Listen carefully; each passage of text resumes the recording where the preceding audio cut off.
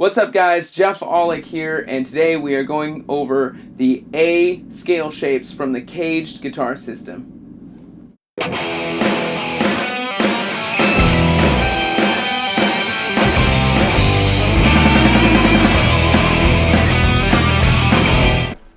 Alright, if you've been following along from our last couple of videos, we've been over the A chord shape and how to move it and turn it into a movable chord, and then over our arpeggios. We did those in the key of E. Well, today let's go to the key of D. Why not? It's a really common key. Alright, let's do let's play our A chord, or our A shape right there in the key of D. So that'd be on the 5th fret. And for the scale shapes, it's going to go with, we're going to start similarly to our arpeggios. We're going to start with our middle finger on the root. And we're going to go 5th fret, 7th fret with our pinky, 4th fret with our first finger, 7th fret with our pinky, 4th fret with our first finger, 7th fret with our pinky, 5th fret with our first finger, 7th fret with our ring finger, 5th fret with our first finger, 7th fret with our ring finger. So let's do that again. It'll be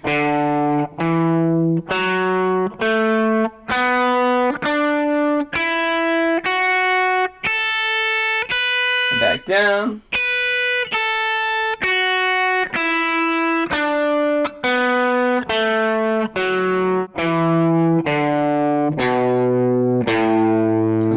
Up. So one more time.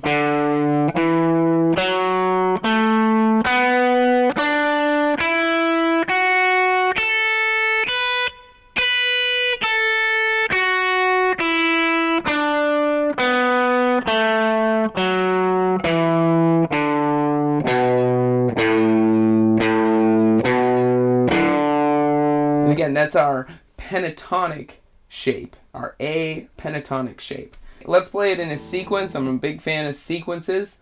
Let's play this one in groups of 5. So a 5-note pattern, right? So we'll go up the scale 5 notes. Now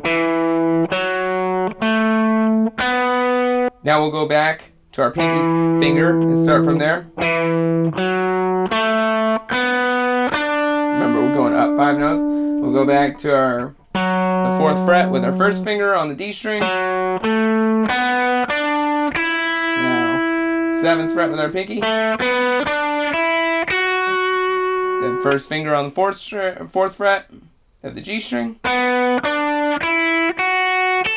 Ring finger on the 7th fret of the G string. So back down, it'll be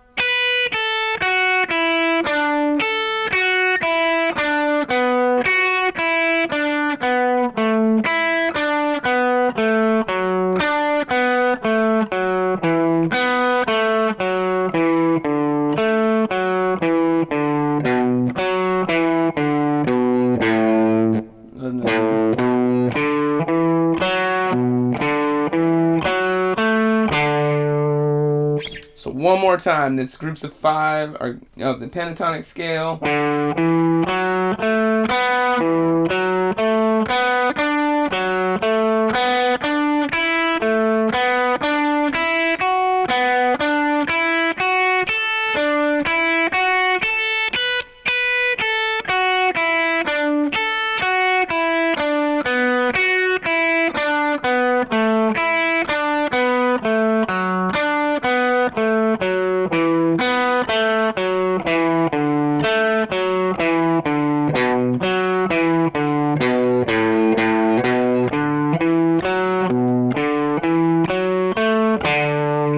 Alright, cool. There's a lot of cool things you can use in this voicing for moving around, just for soloing.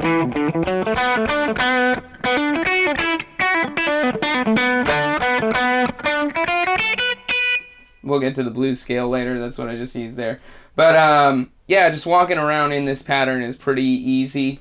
And using it as a transitional pattern and sliding it up in between.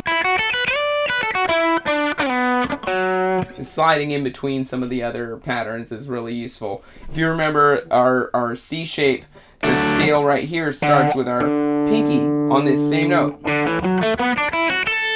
Well, this is the next shape up. Those are all the same notes, just in a different pattern.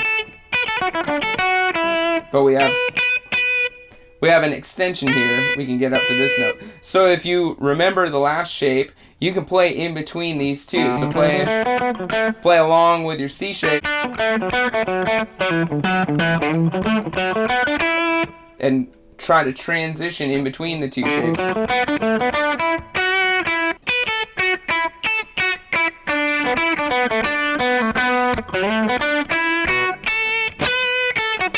You know, whatever. Just try transitioning in between the two shapes if you remember that one. Or go back to the previous videos if you haven't seen the C shape yet. Alright, let's get into the major scale. So, it'll be 5th fret. It'll start almost exactly the same. We're just going to add 2 notes to the scale, right? So it'll be 2nd finger on the 5th fret, pinky on the 7th of the A string. And then moving to the D string, it'll be 4th fret, 5th, 7th, then 4th, 6th, 7th, then 5th, 7th, 8th, and then 5th, 7th. So, one more time.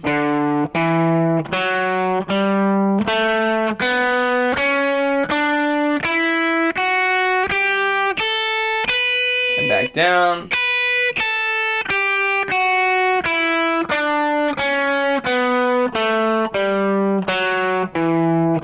And to get to the lower notes, it'll be 4th fret. And then on the low string, it'll be 7th and 5th.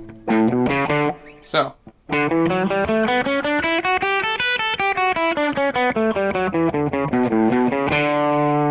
Now, let's do these in groups of 3 sequences. So starting slow, it'll be, and then back 1.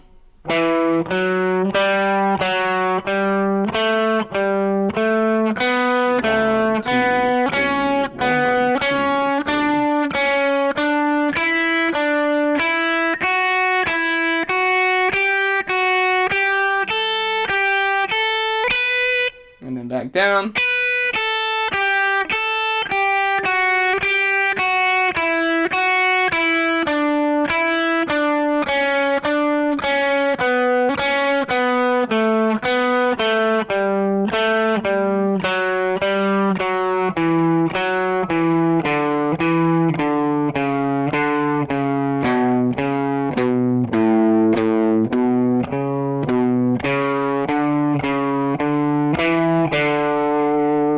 Let's talk about bending real quick in this shape. Either whether you're playing the major scale or the pentatonic scale, some of the best notes to bend is on the A string. It's going to be the A string, you're going to bend it up a whole step. And then you can bend down to the root. So you can bend the D string up a whole step, but it's kind of hard to... You either push it up or pull it down.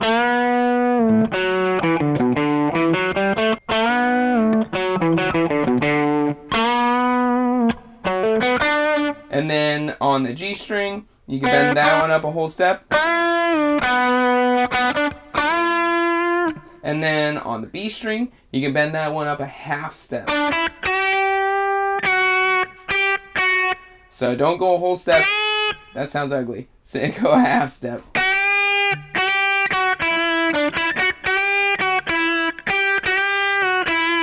And then on the E string, you can kind of get away with going a whole step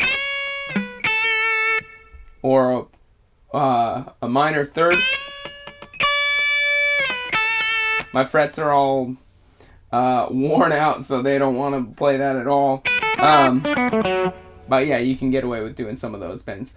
Alright, that's all we got for today, so make sure you play around with those and see that you know, see how you can solo play along with backing tracks and all that kind of stuff, and try to stay in that shape, and then also try to move in between the C shape and the A shape, and yeah, see what you can get away with. And if it sounds ugly, don't play it, and if it sounds right, then it is right, and that's all that really matters. So if you enjoyed this video, please give it a thumbs up, and please consider subscribing, and leave me a comment, ask me any questions you might have, and I would love to, you know, answer them. And in the next video, I'll put together a backing track and kind of go over some of the cool things that you can do just in this shape and how to use them in a practical way. So stick around for that, and see you guys in the next video. Thanks.